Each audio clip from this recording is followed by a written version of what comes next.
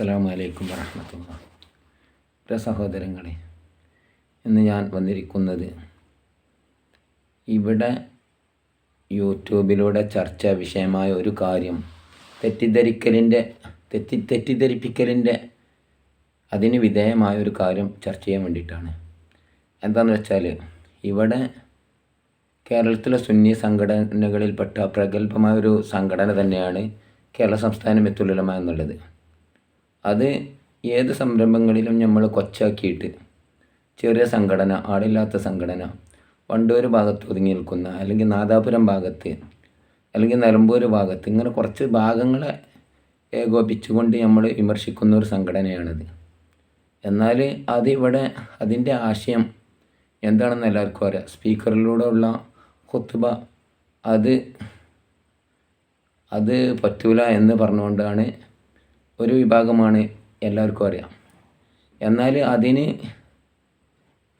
ഇവിടെ അങ്ങനെ ഒരു സംഘടന രൂപീകരിക്കുന്നതിൻ്റെ മുമ്പ് അതിനെപ്പറ്റി ഫത്വ കൊടുത്തവർ, ഇന്നത്തെ ഒക്കെ ആ കാലഘട്ടത്തിലുള്ള ഉസ്താദ് ബഹുമാനപ്പെട്ട കുത്തുബി അടക്കമുള്ള, ശൈഖാദ് മസ്റത്ത് അടക്കമുള്ള മഹാന്മാർ അത് ഈ പള്ളിയിൽ ഉപയോഗിക്കരുതെന്നും, ഈ ബഹുമാനപ്പെട്ട കുത്തുബി അവരുടെ ഒരു ഫത്വ അത്തംബിയുൽ മുഹിമ്മ എന്നതിൽ ബഹുമാനപ്പെട്ട നജീബ് ഉസ്താദ് വായിക്കുന്നത് കേട്ടിട്ടുണ്ട്. പ്രിയപ്പെട്ട തുല്ലാബുൽ ഉലമ ഇദാ സയ്യിദുൽ ഖതീബ് എന്ന സംബോധനത്തിന് ശേഷം ഖതീബ് മിമ്പറിൽ പ്രത്യക്ഷപ്പെട്ടാൽ മൈക്ക് പോലത്തെ ഉപകരണങ്ങൾ ഉപയോഗിച്ചുകൊണ്ട് അലങ്കോലപ്പെടുത്തരുത് എന്ന് പറഞ്ഞത്. അപ്പം ഞാൻ അതിനെ ന്യായീകരിച്ച് പറയല്ല, ഞാൻ പറയാൻ കാരണം എന്താ അറിയാം. അപ്പോൾ ഇവർ ഈ കൊച്ചു സംഘടന കൊച്ചാക്കിയിട്ട് ദുർബലമാക്കി അവരെ ഈ കഴിഞ്ഞ പ്രാവശ്യം പറഞ്ഞ പോലെ കോഴിക്കോട് എല്ലാ സംഘടനകളും യോജിക്കണം എന്ന് പറഞ്ഞുകൊണ്ട് എല്ലാ സംഘടനത്തിൻ്റെ ആളുകൾ വന്നപ്പോൾ അവരെ വിളിച്ചതിന് എതിരെ ഒരു കാര്യപ്പെട്ടൊരു മൗലവി അതിനെന്താണ്, അവരെ വിളിച്ചത് ശരിയായില്ല എന്ന് പറഞ്ഞു. കാരണം ഇതിങ്ങനെ കൊച്ചാക്കാം. അപ്പോൾ ദീനീയ കാര്യങ്ങളിൽ ഒന്നിക്കുന്നതിൽ ചിലർക്ക് കണ്ടുകൂടാം. എന്നാൽ ഞാനിപ്പോൾ പറയാൻ പോകുന്നത് ഈ പാണക്കാട് സയ്യിദ് കുടുംബത്തെ പറ്റിയും അവരെ മഹത്വത്തെ പറ്റിയും ഒക്കെ എനിക്ക് അറിയാൻ സാധിച്ചത് നാദാപുരം ഭാഗത്തുള്ള കീയനൂർ എന്ന് പറയുന്ന മഹാപണ്ഡിതൻ്റെ അടുത്തുനിന്ന്. ഞാനൊരിക്കൽ എന്ത് ചെയ്തു, അവിടെ വേളം ചെമ്പോട് എന്ന് പറയുന്ന സ്ഥലത്ത് പഠിച്ചുകൊണ്ടിരിക്കുമ്പോൾ അവിടുത്തെ സദർ ഉസ്താദായിരുന്ന അബ്ദുറഹ്മാൻ മുസ്ലിയാർ കൂടെ അങ്ങോട്ട് പോയി. എന്താണെന്ന് വെച്ചാൽ അവിടെ സമസ്തൻ്റെ മദ്രസയാണ്, സമസ്തൻ്റെ പള്ളിയാണ്. എവിടെ ഈ ചെമ്പോട് പറയുന്നത്, അവിടെ വാത് പറയാൻ വേണ്ടിയിട്ട് ഇവരിൽ നാദാപുരം പള്ളിയിൽ പഠിക്കുന്ന കൊടക്കൽ കോഞ്ഞിത്തങ്ങൾ എന്ന തങ്ങളെ ക്ഷണിക്കാൻ വേണ്ടി പോയത് കീയൻ ഉസ്താദിൻ്റെ ശിഷ്യന്. ആ സമയത്ത് അവിടെ ചെന്ന് കണ്ടപ്പോൾ മൂപ്പരോട് സലാം പറഞ്ഞുകൊണ്ട് കൈ പിടിച്ചാലും മുത്താനയക്കൂല. അതിനെ സംബന്ധിച്ച് ഒരിക്കൽ വിശദീകരണം ചോദിച്ചപ്പോൾ പറഞ്ഞെന്താണ്, മുത്തേണ്ട കൈകൊണ്ട് കൊത്തേണ്ട കൈകൊണ്ട്, നമ്മളെ കൈയൊക്കെ കൊത്തേണ്ട കൈയാണ് മൂപ്പര് പറഞ്ഞത് എന്ന് പറഞ്ഞാൽ അത്രക്കും പറയേണ്ട ആളാണ്. അങ്ങനെ ഞാൻ ദ്വാരക്കാൻ വേണ്ടി പറഞ്ഞപ്പോൾ എന്നോട് ചോദിച്ച് നിങ്ങളെവിടുന്നാന്ന് എന്നോട് ചോദിച്ചു. അങ്ങനെയാണ് അവിടുത്തെ ഒരു ഇത്. അപ്പം ഞാൻ പറഞ്ഞു, ഞാൻ മലപ്പുറത്തുള്ളതാണ്, ഇവിടെ പഠിക്കുകയാണ്. എൻ്റെ എളാപ്പാൻ്റെ പേരൊക്കെ പറഞ്ഞു, എളാപ്പാൻ്റെ അടുത്ത് പഠിക്കുമായിരുന്നു.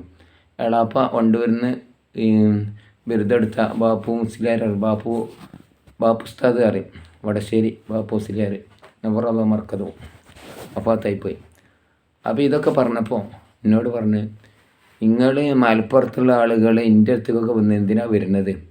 അവിടെയല്ലേ പ്രാർത്ഥിക്കാൻ പറ്റിയ കൊടപ്പനൽക്കൽ കുടുംബക്കുള്ള അവിടെയല്ലേ, പാണക്കാട് കുടുംബമുള്ള അവിടെയല്ലേ, അവിടെ പോയി പ്രാർത്ഥിപ്പിക്കണ്ടേ എന്ന് ചോദിച്ചു എന്നോട്.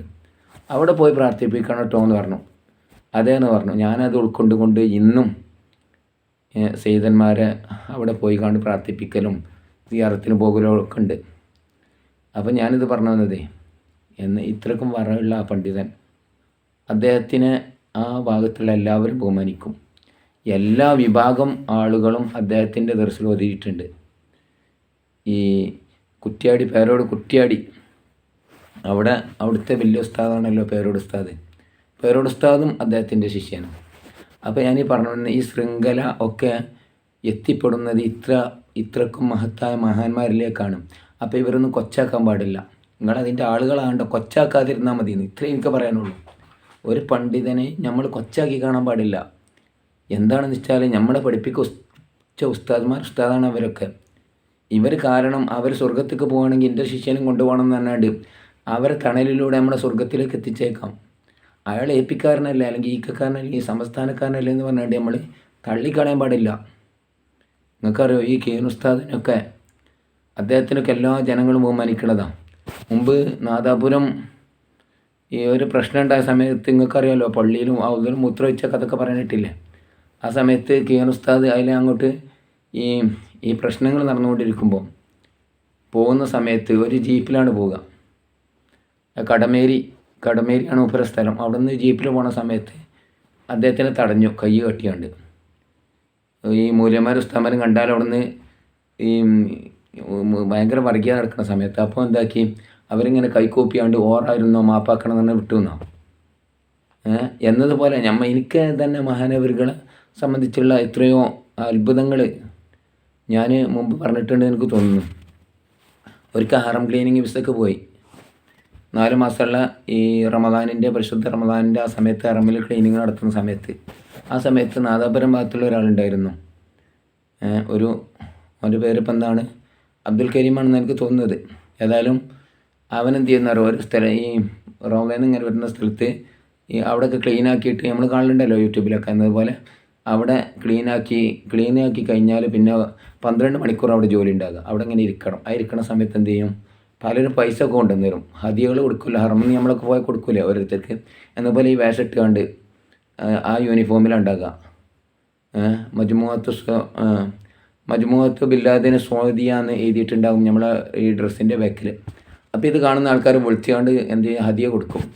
അപ്പോൾ ഞങ്ങൾക്കൊക്കെ ഓരോ ദിവസം 5 റിയാലോ 10 റിയാലോ ഒക്കെ കിട്ടും. അപ്പോൾ ഈ ചങ്ങായിക്ക് എന്ത് ചെയ്യുന്നവർ ഓരോ ദിവസം 60, 70, 100 കിട്ടും. അപ്പോൾ ഞങ്ങൾ റൂമിൽ വന്നിട്ട് ചർച്ച ചെയ്യും, എനിക്കെന്താ അത് ഇങ്ങനെ കിട്ടാൻ കാരണം എന്ന് വെച്ചു. അപ്പോൾ എന്നോട് പറഞ്ഞ് അതിൻ്റെ പിന്നിലൊരു രഹസ്യം ഉണ്ട്. എന്താണെന്ന് വെച്ചു, ഞങ്ങളെ ഭാഗത്തുണ്ട് കിയനൂർ പറഞ്ഞൊരു ഉസ്താദുണ്ട്. ഞാനറിയും, നമ്മളവിടെ കണ്ടു പഠിച്ചോ അറിഞ്ഞതൊക്കെയാണല്ലോ. ഓരോരുത്തർ ചെന്നുകൊണ്ട് ഞാൻ പറഞ്ഞു, ഞാനിങ്ങനെ ഹറം ക്ലീനിങ്ങിന് പോവുകയാണ്, എനിക്ക് കുറേ കട ഉണ്ട്, അതാ. അപ്പം എന്ത് ചെയ്തു, ഓറ് പറഞ്ഞു ഒക്കെ റാഹത്തായിക്കോളും, കടക്ക് പിടിക്കോളും എന്ന് പറഞ്ഞു ഉദാഹരണം തന്നു. അപ്പോൾ അതാണ് എന്നോട് പറഞ്ഞത്. അപ്പോൾ ഇനി എനിക്ക് ഓർക്ക് എന്തെങ്കിലും ഹദിയ കൊടുക്കണം എന്ന് പറഞ്ഞു. അപ്പോൾ എന്താ ഹദിയ കൊടുക്കുക, ഹദിയ ഒന്നും സ്വീകരിക്കൂല പറഞ്ഞു. അപ്പോൾ ഇനി എന്നോട് പറഞ്ഞു, ഞാൻ 2 മുസല്ല വാങ്ങിയിട്ട് റോളയിൽ വിരിച്ചിട്ട് അത് കിയനോർക്ക് കൊടുക്കും. എന്നിട്ട് ഞാൻ പറയും, ഇത് റോളയിൽ വിരിച്ചതാണെന്ന് പറയും. അപ്പോൾ റോളയിൽ വിരിച്ചാണെന്ന് പറഞ്ഞാൽ കിയനോർക്ക് നല്ല ഇഷ്ടമായിരിക്കും എന്നാണ്. എന്നതുപോലെ പാണക്കാട് തങ്ങന്മാരെയും മറ്റുള്ള സയ്യിദന്മാരെയും എല്ലാ തങ്ങന്മാരെയും ബഹുമാനിക്കാൻ വേണ്ടി പഠിപ്പിച്ച എല്ലാവരുടെ മഹത്വങ്ങൾ നമുക്ക് പഠിപ്പിച്ചു തന്ന ഈ ആളുകളാണ് ഇവരൊക്കെ. അപ്പം ഞാനിത് പറയാൻ കാരണം, നമ്മളെല്ലാവരും അദ്ദേഹത്തെ വിമർശിക്കുന്നുണ്ടെന്നല്ല, ഒരാളും വിമർശിക്കുന്നുണ്ട് എന്ന് ഞാൻ പറയുന്നില്ല. AP ഒരിക്കൽ എന്ത് ചെയ്തു, ജാമിയ ഫലാഹിയൻ്റെ സമ്മേളനത്തിന് AP വന്നിരുന്നു, പേരോടൊക്കെ വന്നിരുന്നു, അറബിൻ്റെ കൂടെ വന്നതാണ്. അതിൻ്റെ മുമ്പ് കോഴിക്കോട് വലിയ ഖാദി മുഹമ്മദ് അലി ശിഹാബ് തങ്ങളൊക്കെ അസാസിലേക്ക് വന്നപ്പോൾ എന്താക്കി, കിയനോറെ കൈ ഇങ്ങനെ പിടിച്ചപ്പം കൈ എന്താണ് ഇങ്ങോട്ട് വലിച്ചു, മുത്താൻ കൊണ്ടുപോയപ്പോൾ. കാരണം എന്താണെന്ന് വെച്ചാൽ അത് അദ്ദേഹത്തിനെ നിന്ദിച്ചതല്ലേ, ആരെയും കൈ മുത്താനായിക്കൂല, ഞാൻ മുമ്പ് പറഞ്ഞ പോലെ. അപ്പോൾ നമ്മൾ മനസ്സിലാക്കേണ്ടതേ, ഈ സിൽസില നമ്മളെ ഈ പരമ്പര എത്തിപ്പെടുന്നത് അള്ളാഹിൻ്റെ റസൂലിലേക്ക് സനത് മുത്തസിലാകണമെങ്കിൽ എല്ലാ സുന്നികളെയും എല്ലാ പണ്ഡിതന്മാരെയും എല്ലാവരെയും ബഹുമാനിക്കണം. ഇപ്പം നിങ്ങൾ കാണുന്നുണ്ടോ, ഓരോ സ്ഥലത്ത് അടിയും പിടിഞ്ഞ് രണ്ടാമത് തുടങ്ങാൻ നിൽക്കുക. അള്ളാഹ് കാക്കട്ടെ. എന്തിൻ്റെ പേരിലാണ് ഇതൊക്കെ? മുസ്ലിം ഉമ്മത്ത് ഇനിയും ഛിന്ന ഭിന്നമാക്കണോ? ഒരു ഭാഗത്ത് ഫലസ്തീനിൽ നമ്മളെ പോലത്തെ മക്കൾ, ചെറിയ ചെറിയ കുട്ടികൾ ചോരയിൽ കുതിർത്ത് കണ്ടവരെന്നാൽ മരിച്ചു പോകുമ്പോൾ നമ്മൾക്ക് ഒന്ന് കാണാൻ, അവർക്ക് വേണ്ടി പ്രാർത്ഥിക്കാൻ നമ്മൾക്ക് ഒഴിവില്ല. നമ്മൾക്ക് വിചാരിക്കണത് ഞാൻ നല്ല ആളാണെന്ന്. അത് തന്നെയാണ് കിബർ. ഞാൻ നല്ലത്, എൻ്റെ സംഘടന നല്ലതെന്നുള്ള കിബറാണ്. അതല്ല വേണ്ടത്. ഞാൻ ഏറ്റവും മോശമാണ്. ഒരു വയസ്സായ ആളെ കണ്ടാൽ നമ്മളെന്താ വിചാരിക്കേണ്ടത്, എന്നെക്കാൾ കൂടുതൽ ഇബാദത്ത് ചെയ്തവനാണ്, അവന് പുണ്യമുണ്ടാകും, ഞാനാണ് മോശം. ഒരു ചെറിയ ആളെ കണ്ടാൽ നമ്മളെന്താ വിചാരിക്കേണ്ടത്, അവന് കുറഞ്ഞ തെറ്റ് ചെയ്തിട്ടുള്ളൂ, ഞാൻ ഇത്രയും കാലം ജീവിച്ചില്ലേ, അപ്പം ഞാനാണ് മോശം. ഇങ്ങനെ നമ്മൾ മനസ്സിലാക്കിയാണ്ട് ഒരു പണ്ഡിത വേഷം ഉള്ള ആളെ കണ്ടാൽ നമ്മളെന്താ മനസ്സിലാക്കേണ്ടത്, അയാൾക്ക് കുറേ ഇൽമുണ്ടാകും, എനിക്കറിയാത്തത് അയാൾക്കറിയാം എന്നാണ് മനസ്സിലാക്കേണ്ടത്. എന്നപോലെ ചെറിയ കുട്ടിയാണെങ്കിൽ എന്താണ് നമ്മൾ മനസ്സിലാക്കേണ്ടത്, അവന് ഇൽമ് പഠിച്ചുകൊണ്ടിരിക്കല്ലേ, അവന് സ്വർഗത്തിൻ്റെ പാതയിലാണല്ലോ ഇപ്പോൾ ഉള്ളത്. ഇങ്ങനെ നമ്മളെ ശരീരത്തിനെ നമ്മളെ മനസ്സിനെയും മെരുക്കിയെടുത്തിട്ട് നമ്മൾ ചെയ്യണം. അഹ്ലു സുന്നത്ത് വൽ ജമാഅത്തിൽ എല്ലാ സുന്നികളും ഒറ്റക്കെട്ടാവണം. അതിൽ EK എന്നോ AP എന്നോ സംസ്ഥാനമെന്നോ ഒന്നും വ്യത്യാസമില്ലാതെ ഇനിയൊരു ഒരു സംഘടനൻ്റെ പേര് പറഞ്ഞുകൊണ്ട് മറ്റുള്ളവരെ ആക്ഷേപിക്കുന്ന ഒരു അവസ്ഥ ഉണ്ടാവരുത് എന്നാണ് ഇപ്പോൾ സത്താർ പന്തലൂരൊക്കെ പറഞ്ഞു. എന്താണോ ഞങ്ങളെന്താണ് ഒരു സംഘടനയെ ആക്ഷേപിക്കാനല്ല എന്ന് പറയേണ്ട ഒരു സാഹചര്യം ഇപ്പോൾ ഇവിടെ വരുത്തി. എന്താണ് ഇത്രയും കാലം എന്താ ഇവിടെ ചെയ്തിരുന്നത്? മറ്റുള്ളവരെ അങ്ങോട്ടോട്ട് തനിച്ച തെറി പറഞ്ഞ് ആക്ഷേപിച്ച് അടിപിടി എത്ര ആൾക്കാർ മരിച്ചു? EKP പ്രശ്നത്തിൽ എത്ര ആൾക്കാർ മരിച്ചു? ഒരു മുത്താലിം നജീബ് ഉസ്താദിൻ്റെ പ്രസംഗത്ത് പറഞ്ഞിട്ടുണ്ട്. എന്ത് ഒരു അബ്ദുൽ ഖാദർ പറഞ്ഞൊരു ചെക്ക ഒരു മുത്താലിം വന്ന് ഇറങ്ങിയ സമയത്ത് കമ്പിപ്പാര തലയിൽ അടിച്ച് കയറ്റിയിട്ട് 1 ഇഞ്ച് പോലും താന്നിട്ട് അവിടെ രക്തം വാർന്നൊലിച്ച് നിൽക്കുന്ന സമയത്ത് ഒരു ഹിന്ദുവിൻ്റെ ഓട്ടോറിക്ഷയിലാണ് കയറ്റിക്കൊണ്ടുപോയതെന്ന്. എന്നിട്ട് അങ്ങനത്തെ ഒരു ഇത് ഞാൻ പറയുന്നത് നോവലിൽ വായിച്ചതല്ല, ഇവിടെ നടക്കണമെന്ന്. ഇത്തരം സംഗതികൾ ഉണ്ടാവരുത് എന്നപ്പോൾ എനിക്ക് പറയാനുള്ളത്. അതിപ്പോൾ ഇതിപ്പോൾ ഞാൻ പറയുന്ന ആൾക്ക് തൃപ്തിപ്പെട്ടാലും ഇല്ലെങ്കിലും കണക്കാണ്.